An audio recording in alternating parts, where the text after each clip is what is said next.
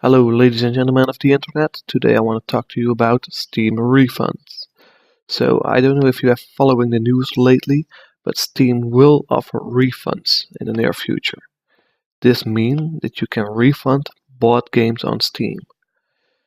It's kind of logical they do this because in a real retail store they also have their return policies, but they never done it. And most online shops which offer downloadable content don't do this yet, but hopefully they follow this lead. But how does this work, you will say? Well, you can, if you buy content on Steam, it will automatically say if it's refundable or not. If it's not refundable because it's usable DLC or in-game consumable items, it will say that at checkout. You can refund a game if you have it under less than 2 weeks or have played it less than 2 hours. This also includes if you buy a bundle, for example, the Age of Empires bundle, it has 3 games in it. It will combine that game time. So if you have played an hour on each of those games, you can't refund the bundle anymore because you have played 3 hours in total. They're gonna refund it if you request it. You can request it on Steam's site.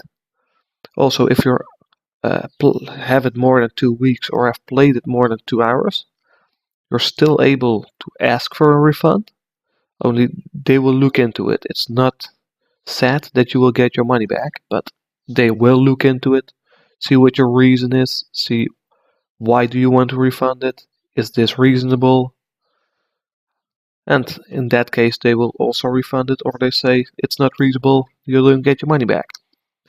They will refund it to the way you have paid it, but not every way supports this. Not every payment method also returns the money if that's wished. But if that's the case and it can be returned on a normal way, they will automatically add it to your Steam wallet. You can also refund money from your Steam wallet if it's bought on there. So that's also a way of doing that. And I think it's pretty nice that Steam's going to do this. It's a good sign of them. It's a sign of trust. Only some of the makers of video games are getting kind of afraid of this because they don't have a lot of content in their games, and that's nobody knows what's going to happen with that. But there are games that have like 3-4 hours of content, not the biggest games, but most likely not the $60 titles. But if you can play the full game within the 2 hours or most of the game and refund it, they won't make any cash. Of course, it's a jerk action if you do this. If you have a good experience with a game that you played for 3 hours, you knew it was about 3 hours or 2 hours, and refund it.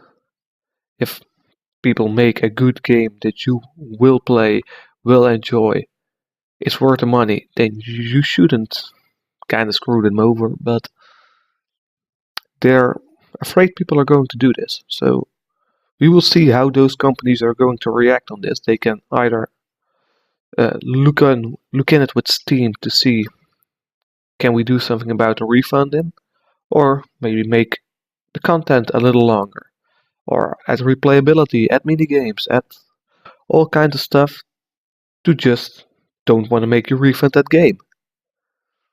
But it's a fair deal to the local stores. A local store has to have a refund policy. Steam hasn't. It never had. They're fixing it now, but they never had a refund policy, so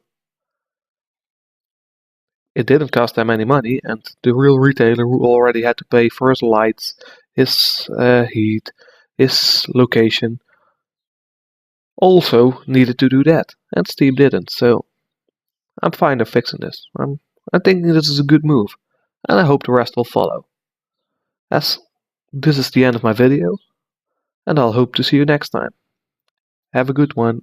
Goodbye.